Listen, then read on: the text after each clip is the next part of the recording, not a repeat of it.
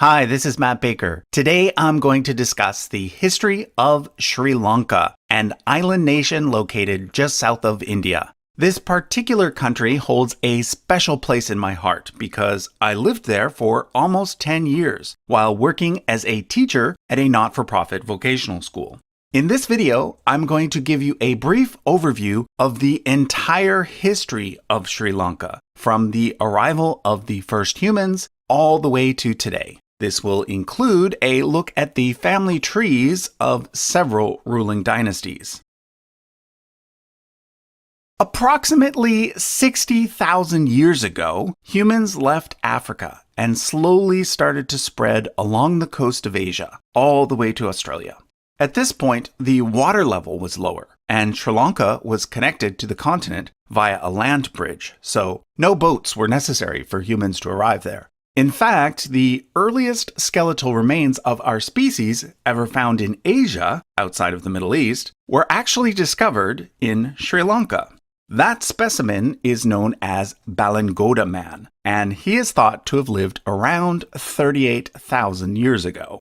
But let's zoom ahead to the year 3000 BCE, which is when the first human civilizations started to appear in places like Egypt, Sumer, and the Indus Valley. At this point, the inhabitants of Sri Lanka were still living as hunter-gatherers, although there is some evidence of cereal cultivation and possibly even trade with Egypt. For the next 2,000 years, many urban civilizations would come and go in the Middle East. In North India, the Indus Valley civilization would eventually be replaced by Vedic culture. And in South India, a unique Dravidian culture emerged, which started to have contact with the inhabitants of Sri Lanka. We know this because during this period, South India and Sri Lanka shared the same pottery, customs, and even a proto-writing system. Some claim that these symbols represent a missing link between the earlier Indus Valley script and the later Brahmi script, but so far nothing conclusive can be said. Also, around this time, a famous story started to be told in North India, one that involved Sri Lanka. That story is the Ramayana, and it centers around four main characters: Rama, his wife Sita, his friend Hanuman, and Ravana, an evil demon king from Sri Lanka who kidnapped Sita. During my time in Sri Lanka, I actually lived very close to the spot where Sita was supposedly imprisoned, which is now marked by this Hindu temple.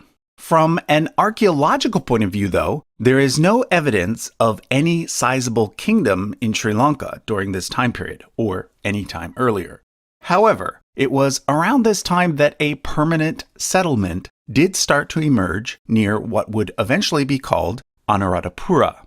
But like I said, the Ramayana is a product of Indian culture. One of the first major works of literature from the island of Sri Lanka itself is the Mahavamsa, composed by a Buddhist monk. It tells the story of how the Sinhalese people, currently the largest ethnic group on the island, came to live there. That story, which is a mix of legend and real history, begins around the year 600 BCE with an Indian princess named Supadevi from the kingdom of Vanga. She supposedly had a son with some sort of lion man named Sinha. That son was named Sinhabahu, and he went on to establish a city named Sinhapura, the exact location of which is unknown. The eldest son and heir of Sinhabahu was a prince named Vijaya. However, Vijaya was seen as unfit to rule and was expelled along with 700 of his followers. They left Sinhapura by boat and landed in, you guessed it, Sri Lanka. According to the Mahavamsa, this occurred on the exact same day that the Buddha died, which it calculates to have been in the year 543 BCE. As the legend goes, when the Buddha reached heaven, he asked the gods to protect Vijaya so that Buddhism could eventually flourish in Sri Lanka through Vijaya's descendants. Let's now switch to a map of Sri Lanka for the rest of the video. According to the Mahavamsa, Prince Vijaya landed near Mannar and called the island Tambapani, which is supported by the fact that the Greeks called Sri Lanka Taprobane. According to the Mahavamsa, when Prince Vijaya arrived, the island was inhabited by people called the Yakhas and Nagas. The Yakhas may have been the ancestors of the same indigenous tribe that still lives on the island today. These people are known as the Vedas, and their current population is around 3,000. The Nagas were probably South Indian traders who had migrated to Sri Lanka prior to Prince Vijaya. In any case, according to the Mahavamsa, Prince Vijaya and his followers ended up becoming the dominant group, establishing the kingdom of Tambapani. Very little is known of this early kingdom, though, and much of its history is thought to be primarily legend. What we do know is that a king named Pandukabaya, who was the grandson of Vijaya's nephew, eventually settled in Anuradhapura, which then became the capital of the Sinhalese kingdom for well over 1,000 years. Starting with Pandukabaya, the kingdom of Anuradhapura developed one of the most complex irrigation systems in the entire ancient world, one that was used and continuously expanded over the next 1,500 years and involved the construction of large artificial lakes. By the time we get to Pandakabaya's grandson, Devanampiya Tissa, we have definitely moved from legend to verifiable history. This is because Devanampiya Tissa reigned in Sri Lanka during the same time that the great Mauryan emperor Ashoka was reigning over most of India. It is said that Ashoka sent his firstborn son Mahinda to Sri Lanka, and it was Mahinda who introduced the island to Buddhism. A cutting from the tree under which the Buddha received enlightenment was brought to Sri Lanka around this time and planted in Anuradhapura. Today, the tree that grew from that cutting is the oldest human-planted tree for which we have a known planting date. During the reign of Devanampiya Tissa, the first Buddhist temple was built in Sri Lanka. Note the dome-like structure in the middle, which is known as a stupa or dagaba. These are very common features in Buddhist architecture. They are built to contain a relic in the center and are used as a focus for meditation and for other rituals such as circling the relic in a clockwise direction. By this point, there were probably several Hindu temples on the island as well, particularly at key port cities such as Mantai and Trincomalee, where Tamil traders from South India were active. This includes the famous Konaswaram temple, dedicated to the god Shiva, which nowadays is the largest Hindu temple on the island. Devanampiya Tissa was followed by several of his brothers, and during this time, two mini kingdoms developed south of the main kingdom, known as Kalania and Ruhuna. These were ruled by other members of the Sinhalese royal family. But meanwhile, the kingdom of Anuradhapura was coming under increasing pressure from invaders coming down from South India. This came to a head when a Tamil prince named Alalan from the Chola dynasty captured the throne. Interestingly, although Alalan was a foreign invader, the Mahavamsa paints him as a wise and just ruler, and generally speaking, he is seen as a positive figure by Sinhalese people today. However, he was eventually overthrown by a member of the Sinhalese dynasty named Dutugamunu. There is an interesting legend involving Dutugamunu's mother, Viharamahadevi. Her father was the Prince of Kalania, and he once put to death an innocent monk in a very cruel way. As the story goes, the gods punished him by causing a huge tsunami to flood the land. To appease the gods, he placed his daughter Viharamahadevi in a boat and sent her out to sea as a sacrifice. This calmed the sea, but Unexpectedly, her boat came ashore in Ruhuna, where she ended up marrying the king there and giving birth to Dutukamuna. Dutukamuna is one of only 2 Sri Lankan kings to have earned the suffix the Great. Not only did he defeat Alalan and reclaim the kingdom of Anuradhapura, he also became the ruler of both Kalania and Ruhuna, thus becoming the first king to rule over the entire island. He is also remembered for building the Ruwanwalesia Stupa, which contains the largest collection of Buddha relics in the entire world. He was followed by his brother, and then by several nephews, until once again the kingdom came under the control of Tamil invaders. This time, a series of rulers known as the 5 Dravidians. At this point, I should probably explain some terminology. The 2 main ethnic groups in Sri Lanka today, as well as throughout all of Sri Lankan history, are the Sinhalese and the Tamils. The Tamils originate from South India, whereas the Sinhalese, according to the legend of Prince Vijaya, originate from North India, particularly from the area known as West Bengal. This is backed up by the fact that Tamil is a member of the Dravidian language family, found primarily in South India, whereas Sinhalese is a member of the Indo-Aryan language family, found in North India. Generally speaking, the other big difference is that Tamils are mostly Hindu, whereas the Sinhalese are mostly Buddhist. But according to genetic studies, the divide between the 2 groups is not necessarily as clear-cut as what some people think. As we'll see when we get to the recent history of Sri Lanka, the last 70 years or so have seen some very intense conflict between the Sinhalese and Tamils. Modern political rhetoric has thus led many to assume that the 2 ethnic groups have always been fierce enemies. But this is simply not the case. Throughout most of Sri Lankan history, Sinhalese people and Tamil people have lived together peacefully. And from what we know from recent genetic studies, it seems that they even intermarried quite a bit.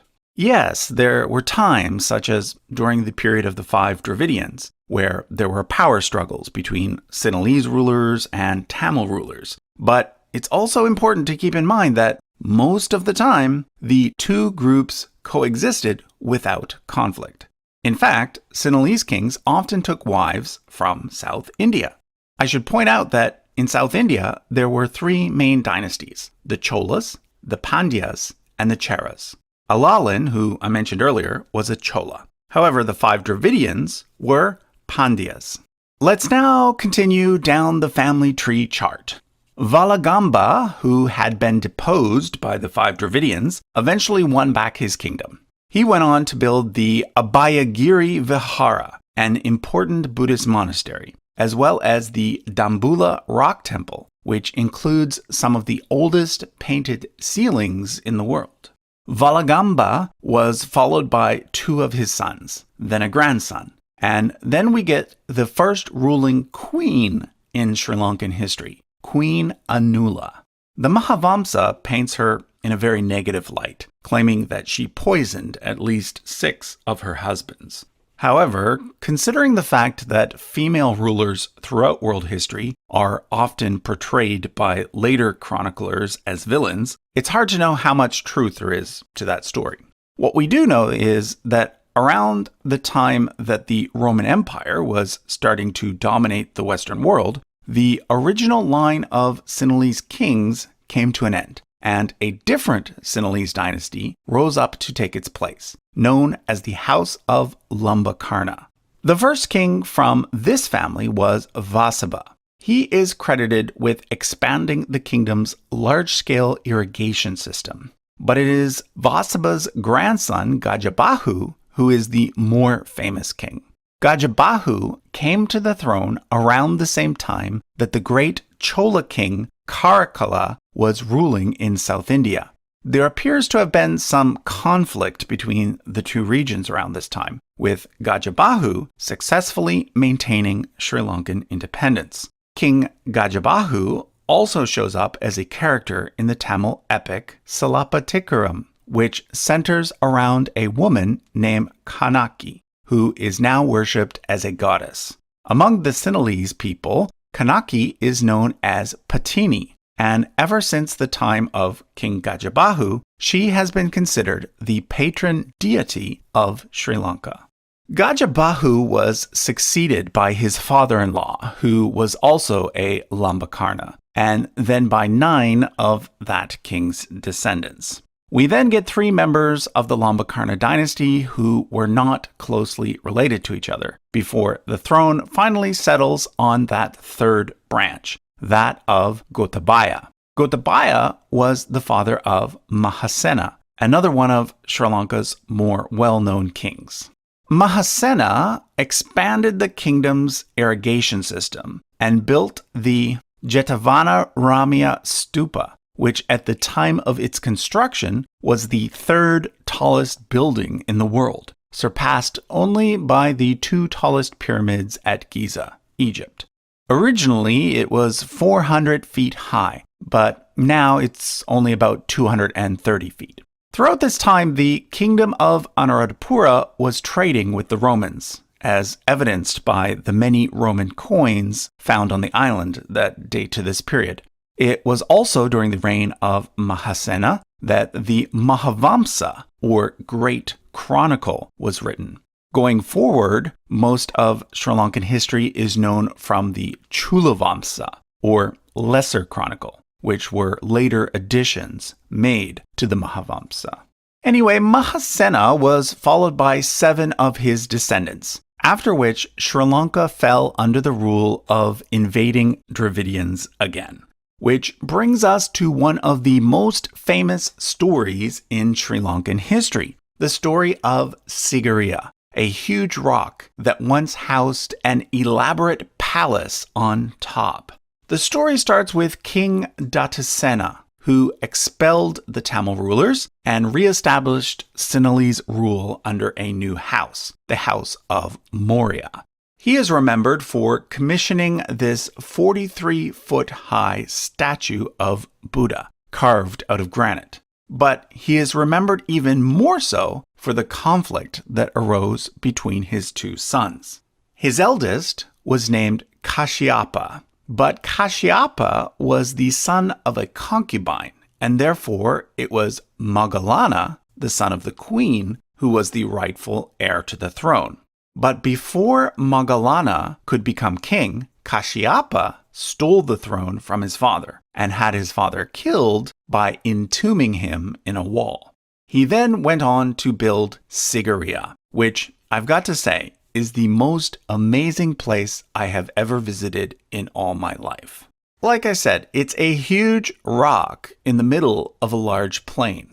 To this day, you can still see the ruins of Kashyapa's palace on the top, and the entrance to the palace is still guarded by 2 large lion paws. The assumption is that there was originally a lion's head as well, but sadly, the head has been lost to time. On the sides of the rock are some unique works of art made using a fresco method, as well as a wall that was supposedly so polished that it acted as a mirror. Finally, surrounding the rock is an elaborate series of gardens and pools, which were originally all connected via some sort of ancient underground plumbing system. Anyway, Kashyapa's rule from this magnificent location eventually came to a bloody end. His brother, Moggallana, had escaped to South India, and several decades later, he amassed an army there and returned to Sri Lanka, where he defeated Kashyapa and claimed his throne. His descendants went on to rule the kingdom of Anuradhapura for the next 2 centuries, until the throne then passed back to the house of Lambakarna. During this period, Muslim traders arrived on the island and established a permanent presence. There is also evidence of trade with China by this point. However, in the year 1017, the mighty kingdom of Anuradhapura, which had existed for well over 1,000 years, finally came to an end. This was due to the rise of the greatest king in all of South Indian history, Raja Chola. During his reign, the Cholas not only conquered most of South India and Sri Lanka, they also controlled much of Sumatra and the Malay Peninsula as well. During the Chola period, the capital of Sri Lanka was permanently moved from Anuradhapura to a new location, a city called Polonnaruwa.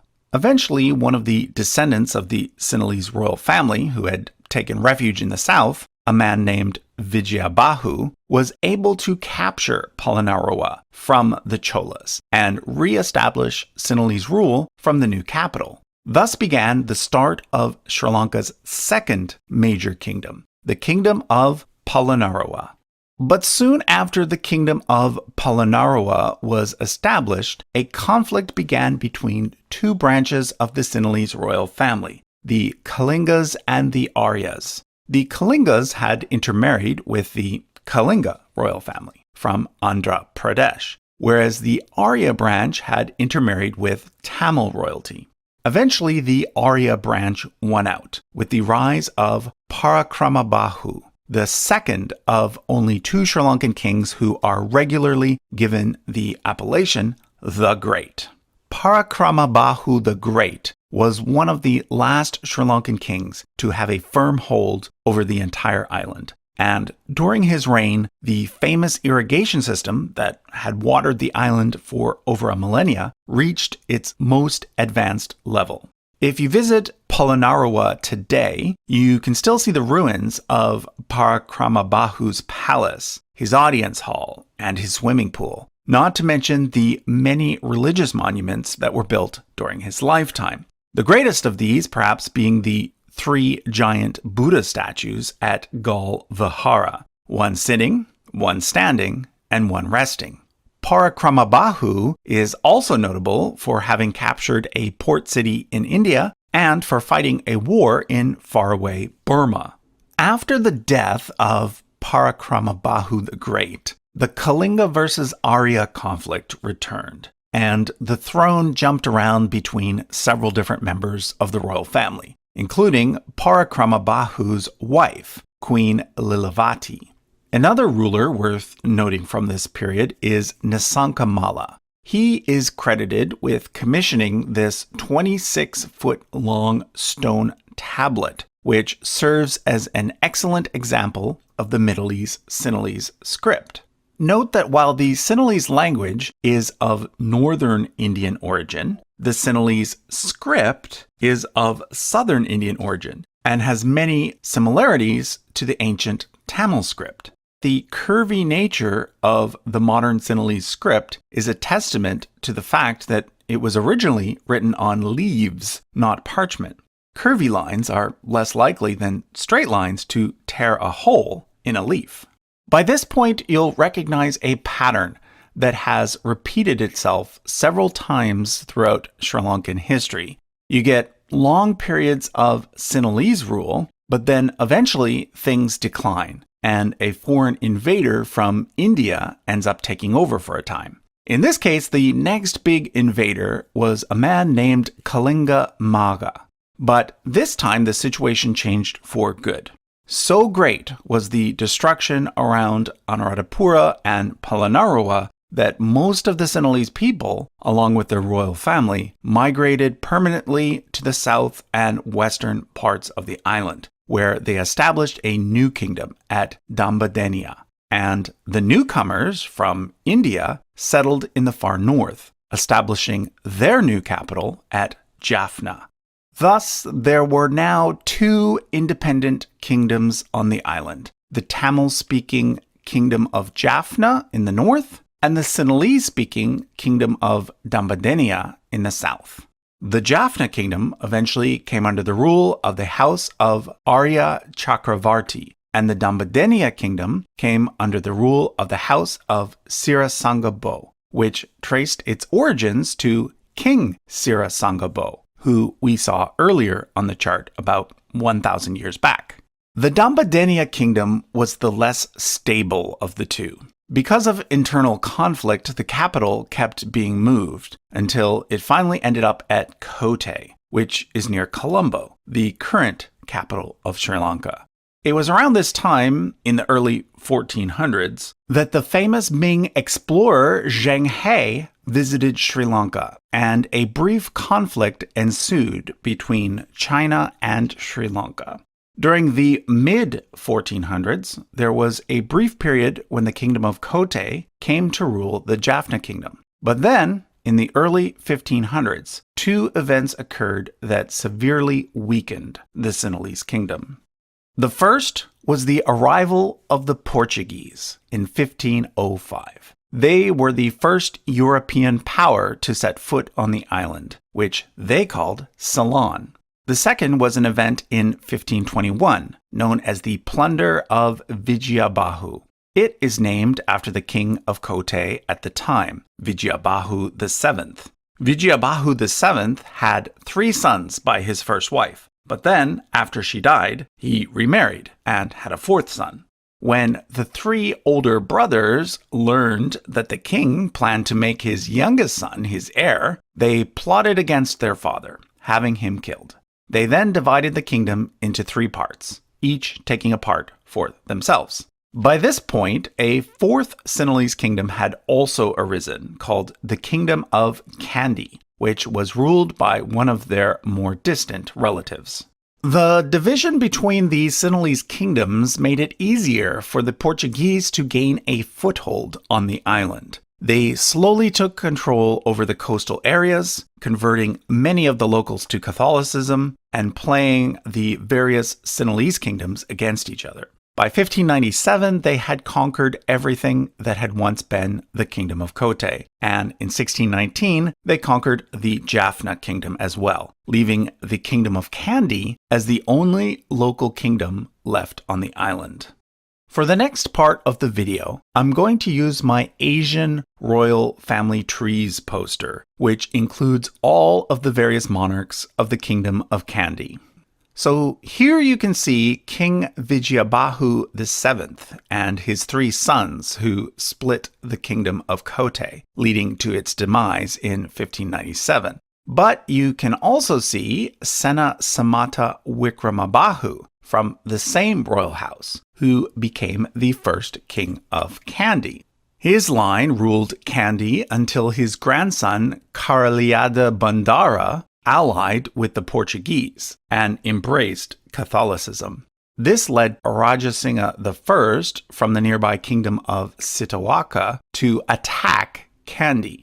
Karaliada Bandara died while trying to escape, leading the Portuguese to declare his daughter Kusumasana Devi the rightful monarch, giving her the Christian name Donna Catarina.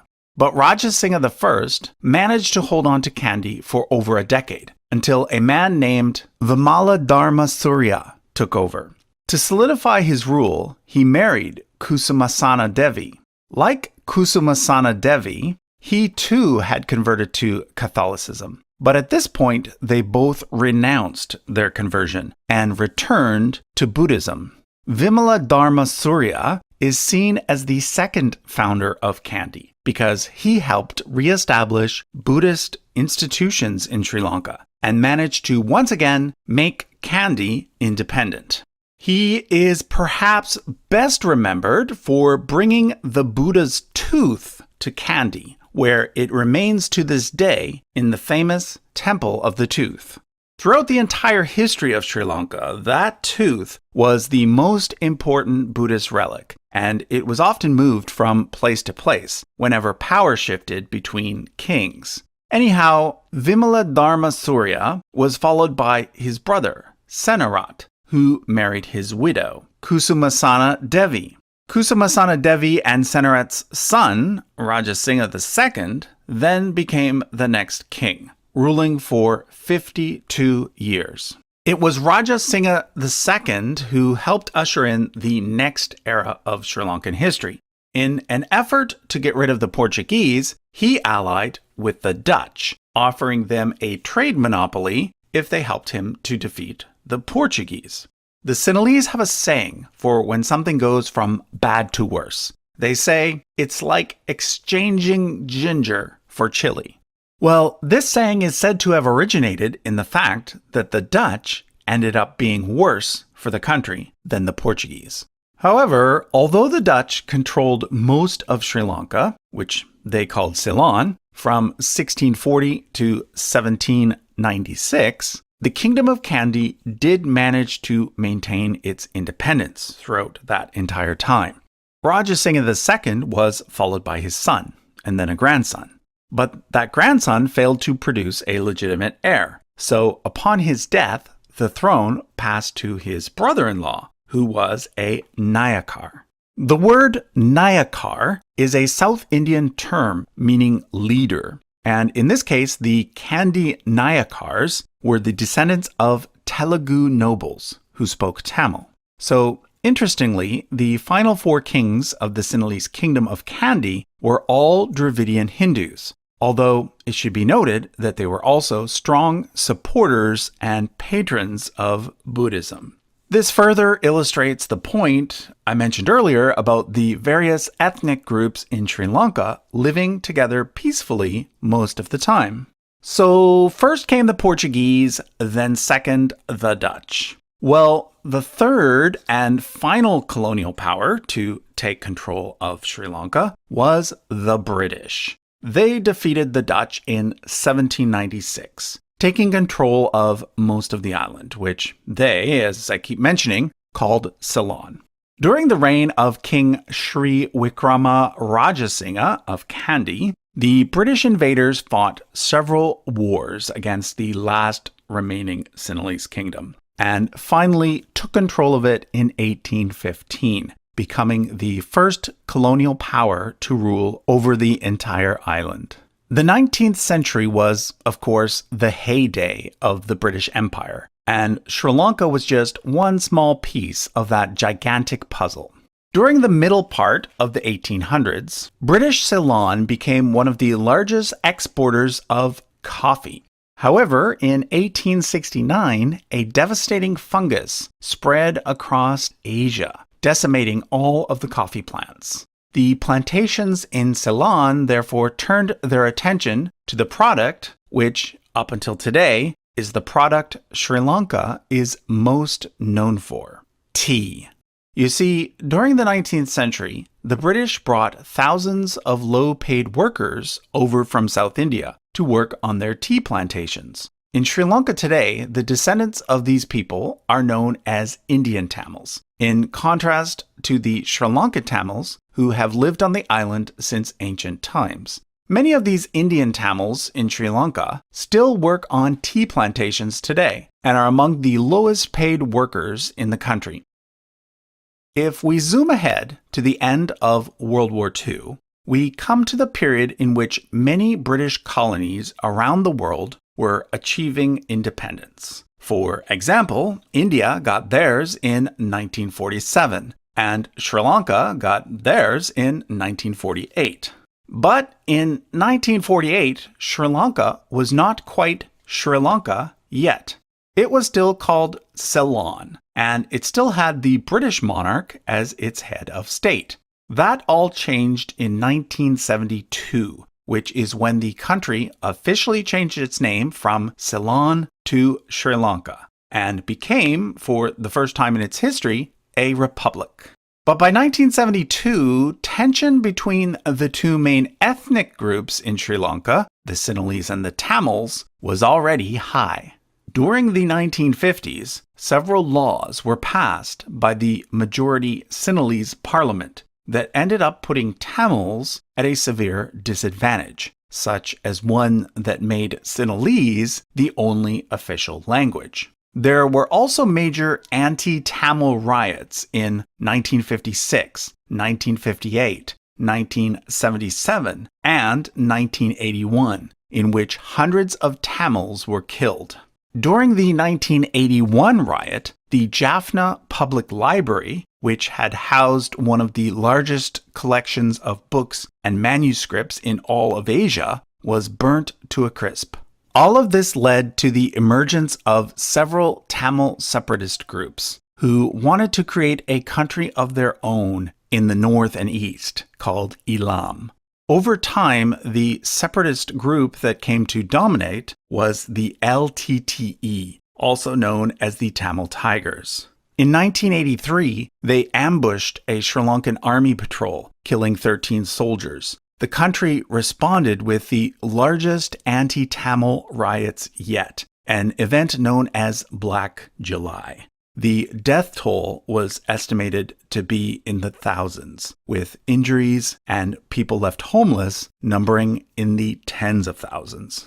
Many Sri Lankan Tamils fled abroad at this point, with my country, Canada, actually being one of the top destinations. Others joined the Tamil Tigers because, at this point, Sri Lanka had descended into a full-scale civil war, one that unfortunately lasted for 25 years, from 1983 to 2009. I won't go through all of the sad details, but let's just say that there was a lot of bloodshed on both sides, including several major assassinations by the Tamil Tigers, including that of Indian President Rajiv Gandhi and Sri Lankan President Ranasinghe Premadasa.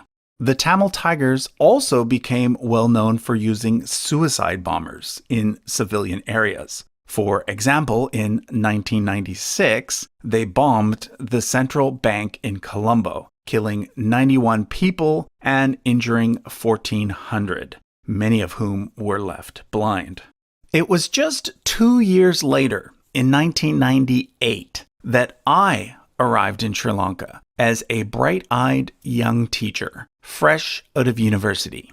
My ex-wife and I taught English for a full year in the town of Norelia in the tea-growing region.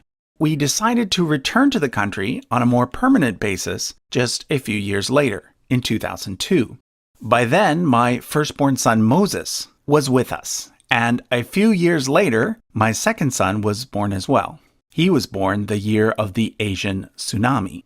Anyway, with the help of a few friends, my ex-wife and I started a vocational school called Beacon Hill Academy, which operated for 13 years, 7 of which we served as teachers. We stayed in Sri Lanka until 2009 and were able to witness the end of the Civil War in May of that year.